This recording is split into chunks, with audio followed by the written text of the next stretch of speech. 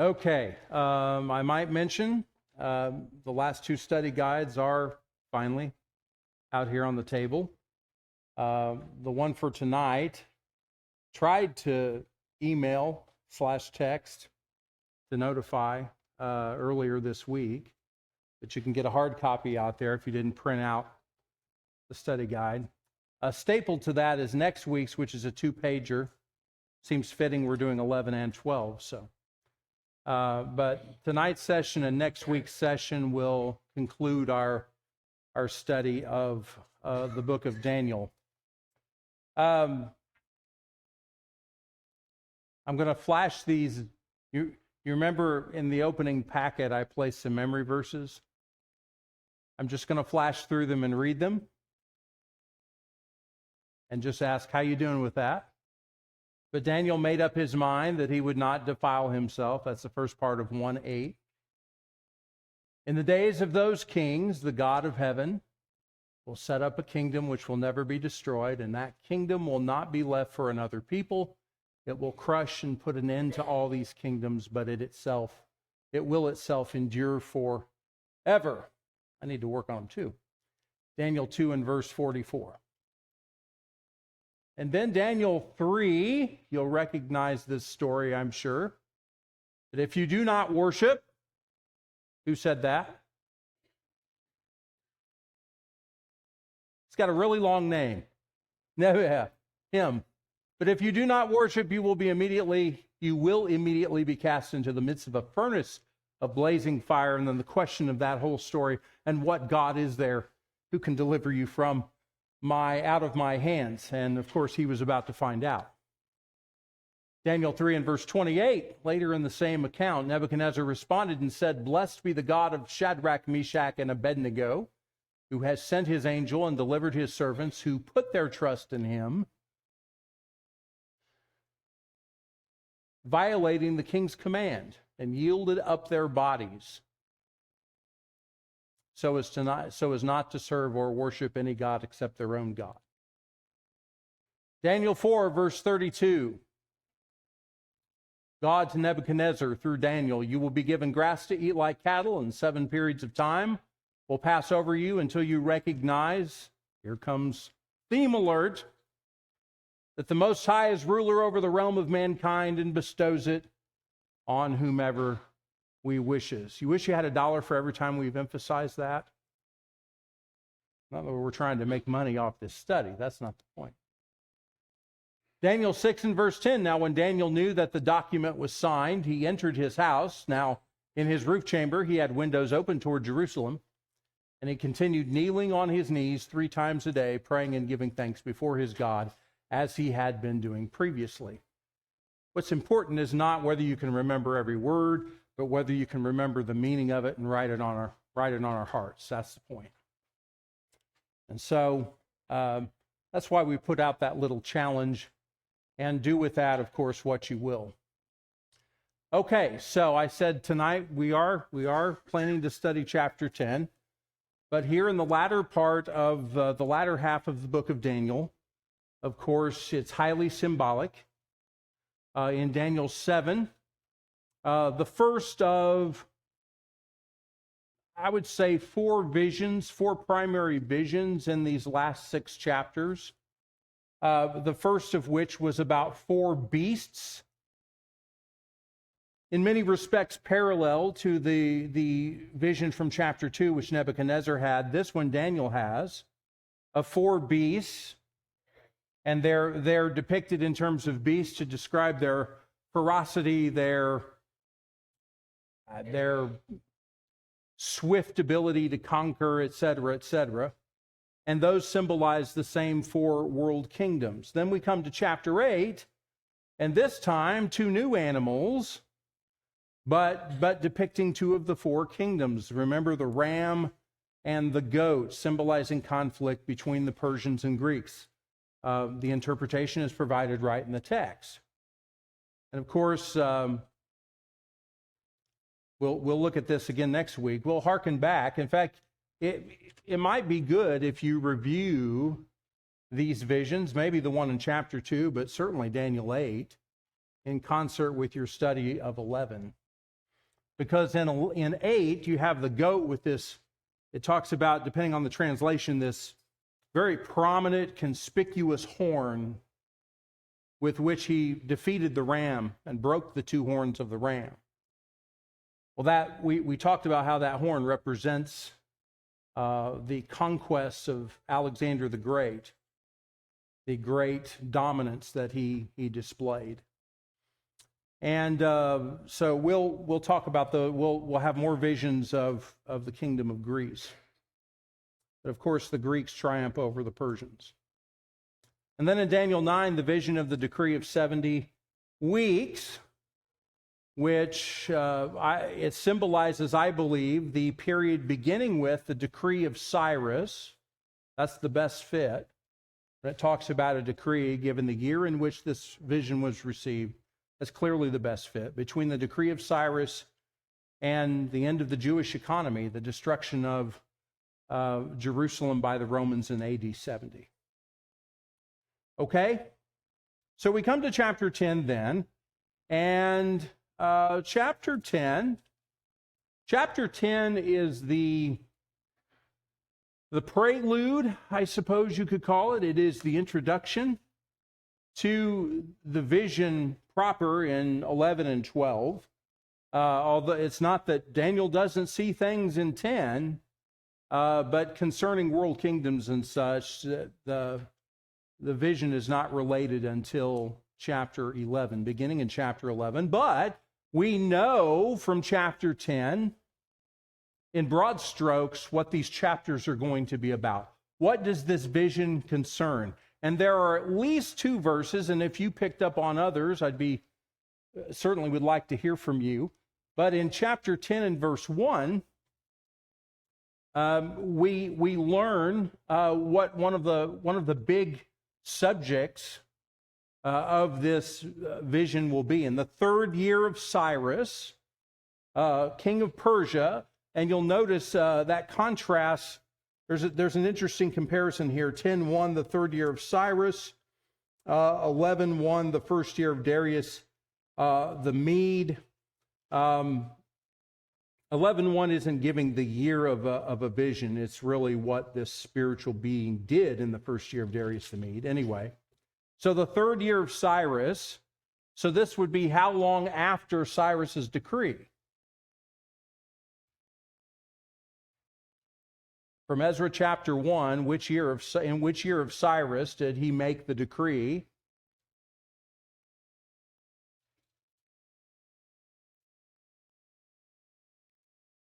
I hear some pages turning. Maybe somebody will just go back to Ezra 1 and look it up. I'll tell you what you'll find. I think it's the 1st year of Cyrus. So now we're in the 3rd year of Cyrus.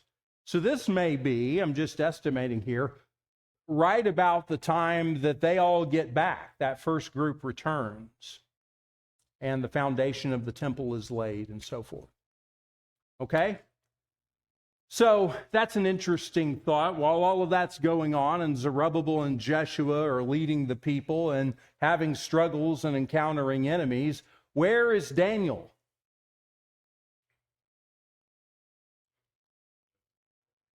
He's what? He's praying. Daniel's always praying. If I just ask a question, what was Daniel doing at this time? He was probably praying. But we have no record that he ever got to go back. In fact, based on everything we know, it's highly likely he did not go back. That might make us feel sad for Daniel, right? If we start thinking as human beings, thinking, he deserves to go back. That's what we might think. On the other hand, if I'm one of the people going back, it would give me great comfort to know that for whatever time remained of his life, there would be such an advocate as he in the courts of the Persian government, squarely on the side of God's people. So don't feel too bad for Daniel. He most certainly went on to his reward, and in the meantime, still served the cause of the Messiah where he was at. Titus, are you running mics? We have a comment up here.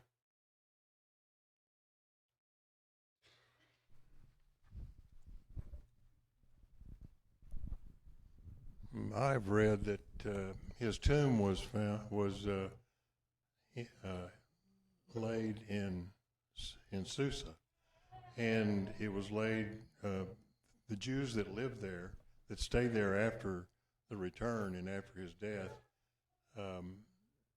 it was placed in a portion across the river from where the wealthy Jews lived, and it got to be such a problem between the Jews that were all there that they fought over where the tomb should be, and they moved it back and forth across the river from year to year, and finally the king had the tomb suspended over the river in the bridge to solve the problem that was there. Now, yeah.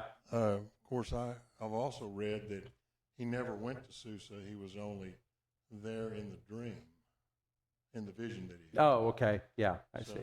Yeah, interesting. But based on all the information we have, he never got to go back. So we see from 10:1, to get to the highlighted portion here, Daniel has another vision, right? When it says a message is revealed to Daniel, that's referring to another vision. Interesting, I'll just observe this in passing. This verse is narrated in third person in contrast to the other verses of the chapter. Daniel's referred to here by his Babylonian name. I find that curious. And it says the message was true and one of great conflict. And as we study on into chapter 11, certainly that is borne out. But there's a level of understanding that Daniel has right off the bat, because it has a profound effect on him yet again, and we'll talk about that dimension of the text tonight. But just notice that 10:1 tells us what we're about to read about, a vision that concerns lots of conflict. There are going to be two sub-dynasties, if that's even the right term, of the Grecian Empire. Remember, when Alexander died, his kingdom was divided among 4 of his generals after some sorting out took place. And chapter 11 concerns 2 of those lines of kings, 2 of those dynasties, if you will, to the north and south, Syria and Egypt, respectively, of the people of Judah. Okay, so this is one of great conflict. The other verse that tells us what we can expect to study about is in verse 14, when the angelic being says to Daniel, "Now I have come to give you an understanding." So Daniel had some understanding, would receive more understanding, notice, of what will happen to your people in the latter days. We can talk about later what that latter days signifies. It's a relative expression. For the vision pertains to the days yet future. I think the verse itself probably explains the meaning of that. Okay, so those 2 highlighted expressions. It's about great conflict, and it's going to have no small impact upon the people of God. And all of the people of God are going to get caught up in all of this conflict that is yet to come. Okay? So and I guess this is an exercise in whenever the text tells you, here's what this is about, what do we do with that information? We drive a stake in the ground. There's built-in commentary here. Don't toss it out. Don't ignore it. Use that as you go forward. Okay, so chapter 10, as I said, is the kind of the prelude, really short outline for this book. Let's hop through this. First thing, of course, is that Daniel sees this vision and is troubled by it. Daniel chapter 10, verse 1, in the 3rd year of Cyrus, king of Persia, a message was revealed to Daniel, who was named Belteshazzar, and the message was true and one of great conflict. But he understood, the message and had an understanding of the vision. And then verse 2 says, in those days, I, Daniel, had been mourning for 3 entire weeks. I did not eat any tasty food, nor did meat or wine enter my mouth, nor did I use any ointment at all, until the entire 3 weeks were completed. So as I said, Daniel sees this vision, is immediately troubled by it, because at least on some level, he understands, oh, this isn't good. And then when he learns later more information, he's even more in anguish. It's just one of those things where I just heard things I wish I didn't know, in that vein. Okay, so this isn't the first time that we've seen Daniel be profoundly, physically, and mentally, and emotionally impacted by the heavenly vision. He said, and it would appear that verse 2, when he says in those days, these would be the days following first seeing this vision. I, Daniel, had been mourning for how long? 3, and it says, in my Bible, it says 3 entire weeks. In fact, you go to verse 12. Here's what the angel says to Daniel. Then he said to me, do not be afraid, Daniel, for from the first day that you set your heart on understanding this and on humbling yourself before your God, your words were heard, and I have come in response to your words. But the prince of the kingdom of Persia, we'll come back to him, was withstanding me for how long? 21 days. Okay, so let's break this down.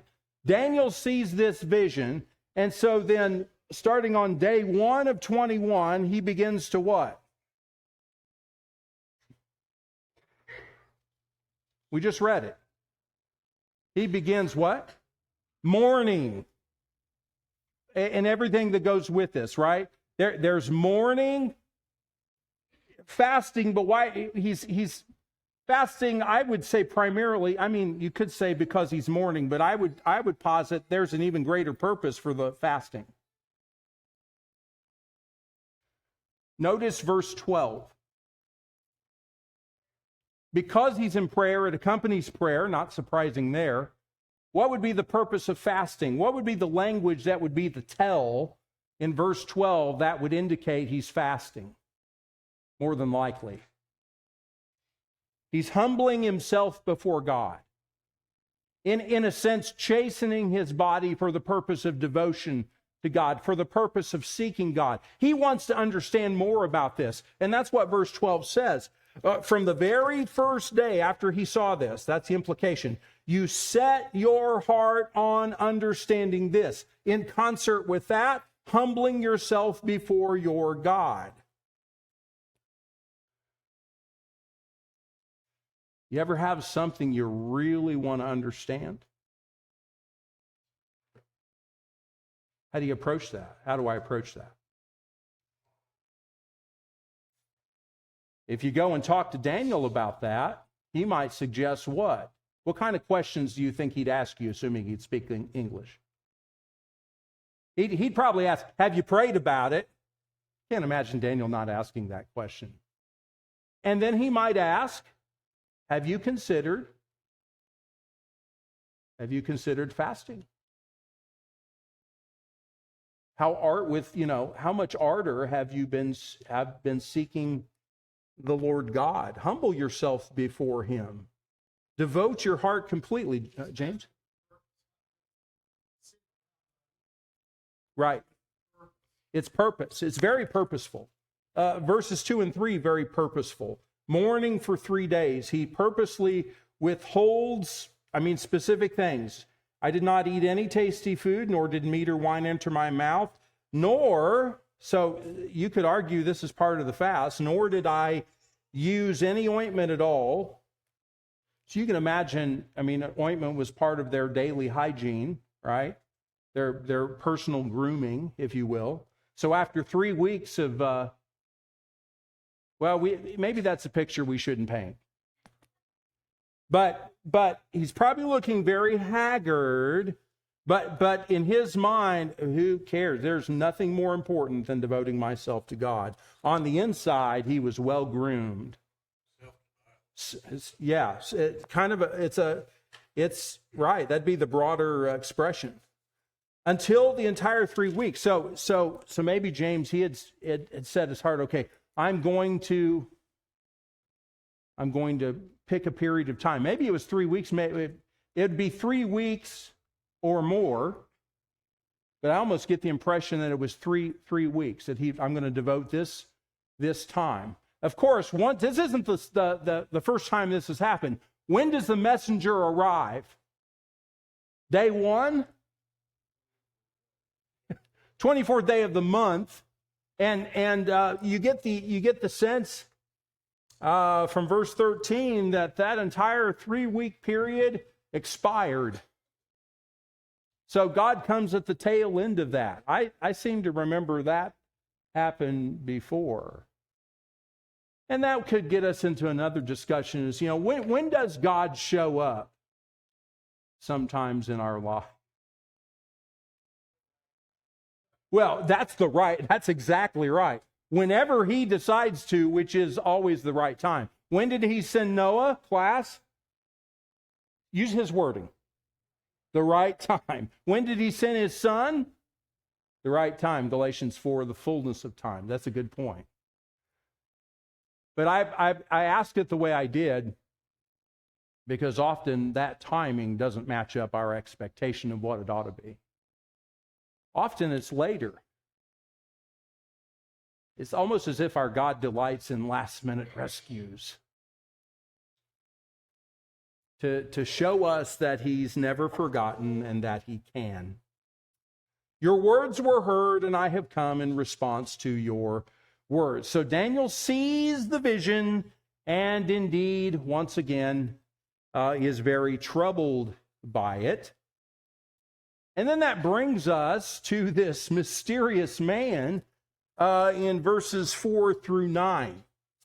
Verse 4 says, on the 24th day of the first month, while I was by the bank of the great river, that is the Tigris, I lifted my eyes and looked, and behold, there was a certain man dressed in linen, whose waist was girded with a belt of pure gold of Uphaz.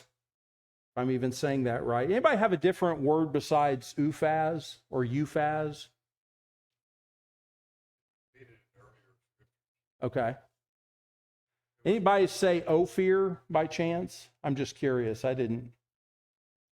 Okay. No matter. Verse 6, his body was also like beryl. I think that's how you say that. His face had the appearance of lightning. His eyes were like flaming torches. His arms and feet like the gleam of polished bronze. The sound of his words like the sound of a tumult. Now I, Daniel, alone saw the vision. And what does it say about the men who were with him? Did not see the vision, but what did they do? They ran. A great dread falls on them, and they run away to hide themselves. That's not quite what happened in Acts 9, but I'm getting some Acts 9 vibes from that. So I was left alone and saw this great vision, and here we have more description. At this time, this is a cumulative effect of what he's already seen before, plus this. Yet no strength was left in me for my natural. By the way, how old is Daniel? Do you think? I mean, we're just estimating here. That's right. 80s is what.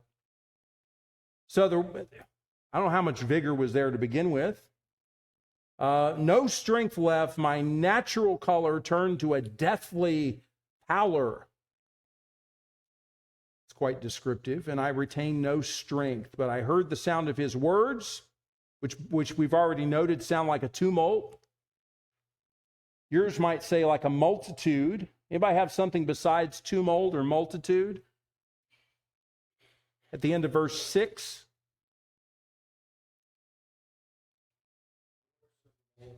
Yeah, multitude, okay? My natural color turned to a deathly pallor. I retained no strength, but I heard the sound of his words. And as soon as I heard the sound of his words, I fell into a deep sleep on my face. with my face to the ground. Does this? I mentioned Acts 9. Does this? I'm reminded more of a different passage of Scripture when I read this. Does this call to mind another passage of Scripture where there's such a sight and such a comparable physical response at seeing? Revelation 1. Jake, when are we studying Revelation? Starting in March. Okay, so file this away. This did remind me of John's response in Revelation 1 and verse 17 was, when I saw him. Of course, who was seen there? Yeah, the glorified Jesus. When I saw him, finish that. I fell on my face, or I fell at his feet like, it says, a dead man. I probably expressed it this way. That's like the motor of our mind hitting high amps because we can't take any more, right? And it trips. And down goes Fraser, right? Down we go. There's too much juice than that wire can handle. And that's what we have. That's what we have here. I heard the sound of his words, and as soon as I heard the sound of his words, I fell on my face to the ground. Let me, oops, the wrong way. I have a description of this. Yeah. So we're provided with all of these descriptions. Let's think about this. Dressed in linen, waist girded with a belt of pure gold of Uphaz. Why do you think it drops that name, Uphaz? There are varying thoughts about, was this somewhere in India or some connection to the Far East? Or maybe this is another word for Ophir, and we think of Ophir from the time of Solomon. What was Ophir in the time of Solomon? It was the place.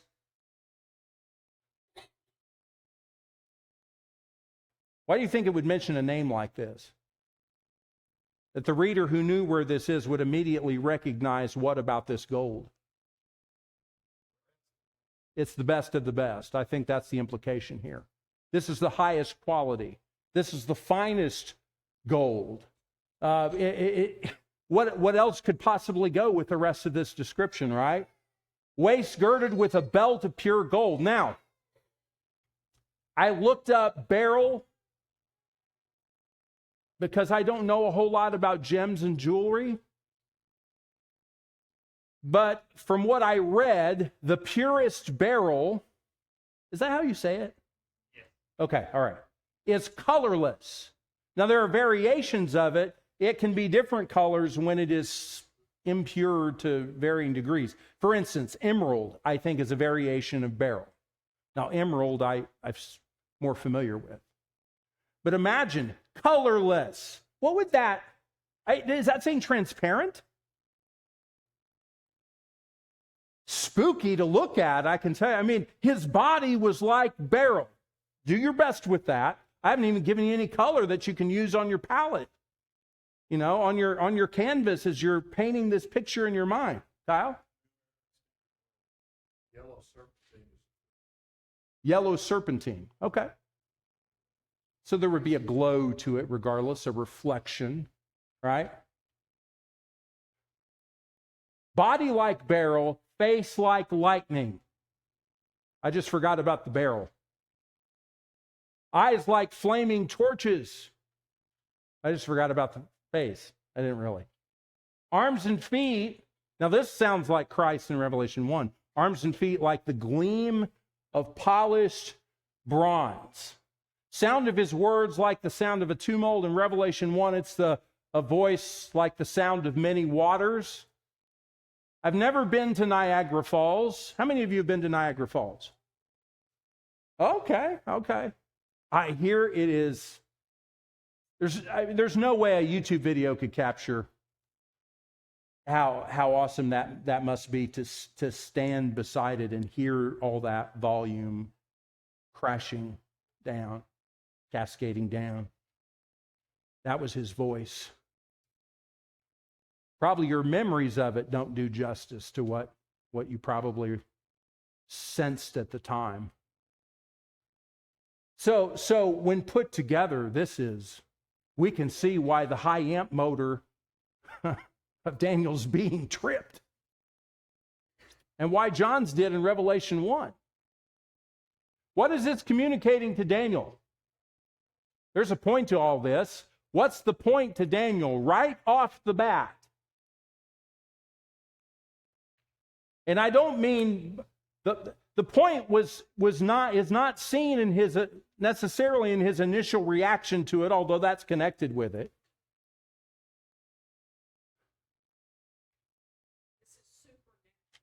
This is supernatural and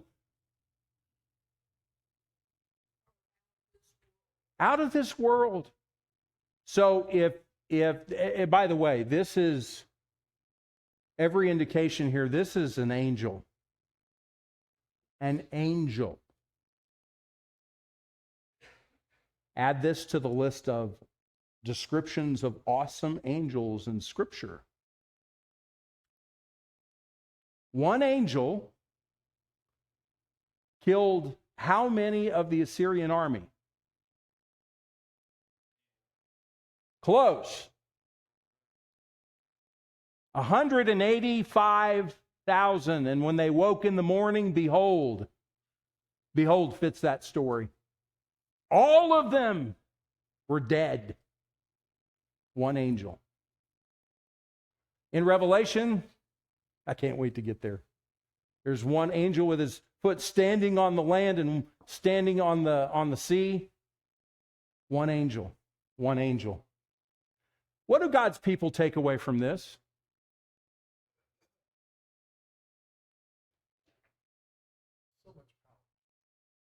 So much power. Whose side do you want to be on?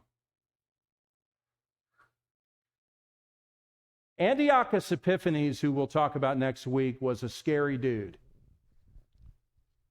He was mean, he was cruel, he was self-centered, he was violent. He relished in blaspheming against God's holy covenant and against the holy place. And I imagine living under the thumb of his control was all kinds of scary and all kinds of uncomfortable and all kinds of, Lord, what are we going to do? Are you getting some Revelation vibes here? It's the same general encouragement, isn't it? I'm thinking Ephesians 6 and 10. Yeah, go ahead and read that. You got it? For our struggle is not against flesh and blood, but against rulers, against the powers, against the world forces of this darkness, against the spiritual forces of wickedness in heavenly places. Therefore, take up the full armor of God so that you may be able to resist in the evil day. That's exactly right. That's exactly right. Thank you, Titus. So we wrestle. I mean, that's what this chapter is showing us. There are things going on. There are conflicts happening, and Daniel's only been privy to knowing about them via vision and subsequent explanation. But there's also comfort. There's great alarm at learning the scope of all of that and how small we are in comparison to all of it. But there's great comfort in knowing, as God's people, definitely on the winning side. Anyway, so let's pick back up here and notice, I mean, the rest of chapter 10, essentially, the messenger strengthens Daniel, explains the purpose and timing of his coming. We've already looked at the timing. He comes at the end of the 21-day period instead of day 1. He explains he's been detained a little bit, and this is where it gets a little bit difficult. In verse, let me find the right page here. Verse, at the end of 12, I have come in response to your words, but the prince of the kingdom of Persia was withstanding me for 21 days. So who's speaking here in 13?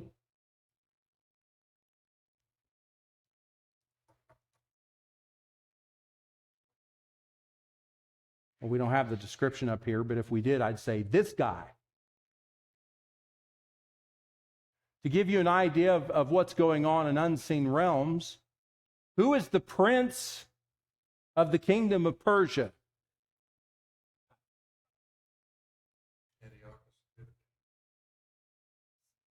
He'll come later, much later. Is it a human being? Angel being. That this warfare that's taking place, it's beyond our sight. I'm inclined to believe he is talking about, because Michael gets involved, one of two angels that we know their name, that this is it may be an angel or some other spiritual being.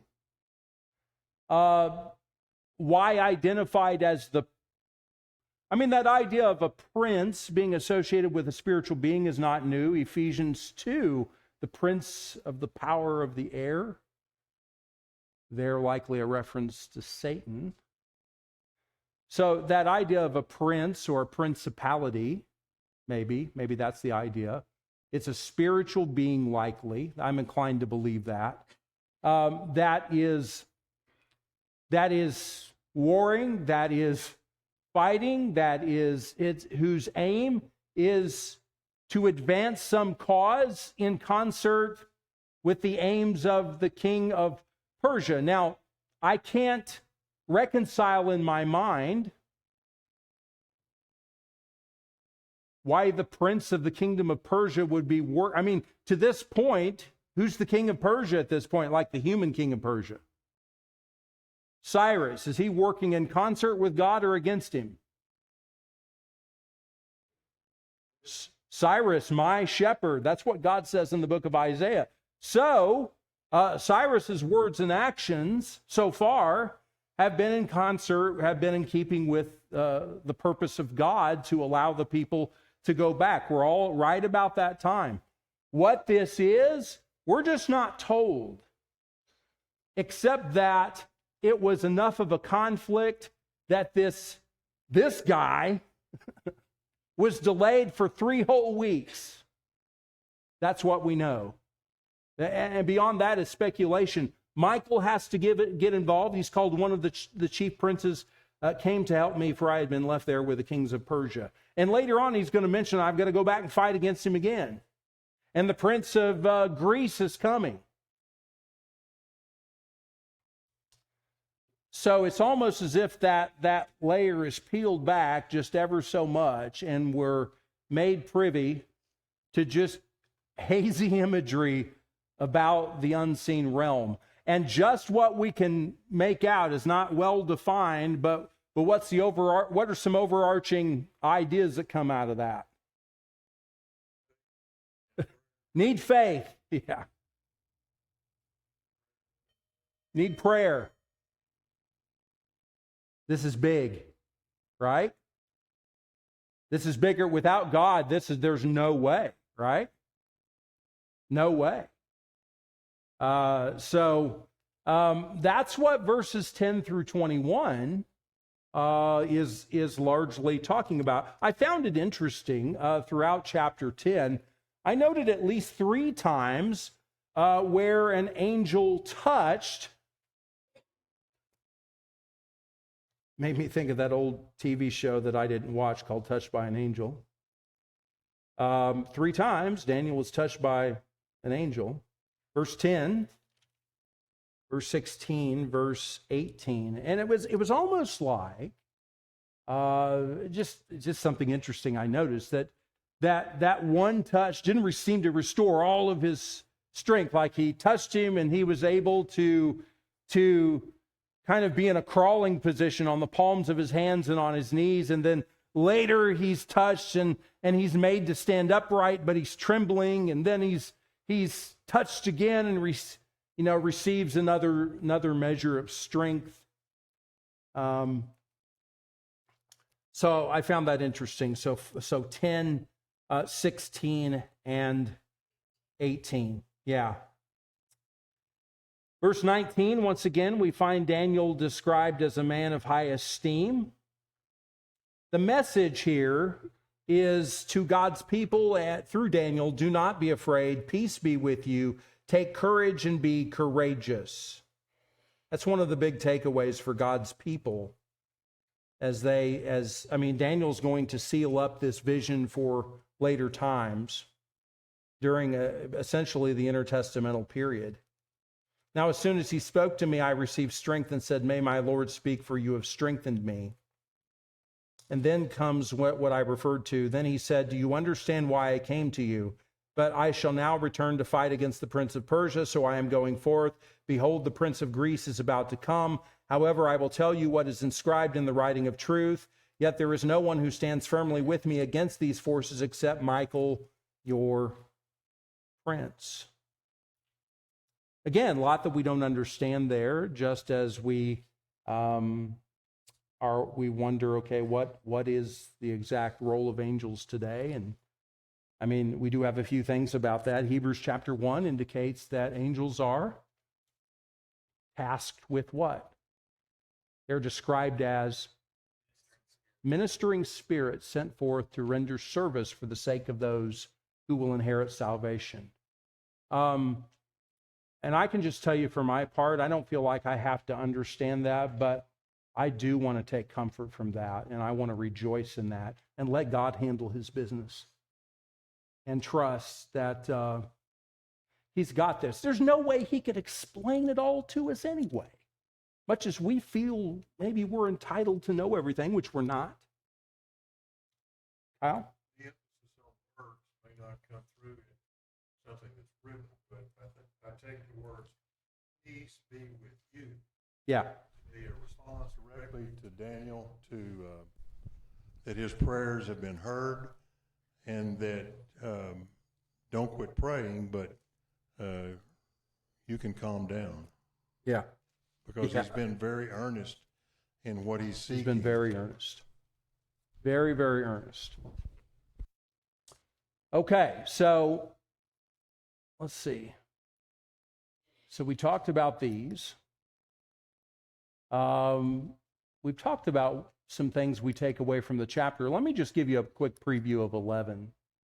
We're going to find verses 1 through 4, a conflict between Persia and Greece described, and things we've talked about in 8 before about, when Alexander dies. So that, again, we're going to have information about that related to as the kingdom of Greece broken up. And then between those two dynasties that I mentioned to the north and south of God's people, this is again descending from this emerges out of Alexander's kingdom, a series of conflicts between those lines of kings, verses 5 through 19, leading us to the rise of a particularly vile king, which I do believe is Antiochus Epiphanes, one of the Seleucid kings. I guess no point in giving you the hint. I just told you it. And we'll see these expressions: the time of the end in 11 and 12, abomination of desolation and times and half a time. Lots of stuff there to chew on in 40 minutes. Think we'll get through all of it? We're going to move quickly, I will tell you that, and just hit the highlights. And we'll be left with questions for further study, which I'm certainly keen to get together and talk about. So, we had the second bell, second tone? No?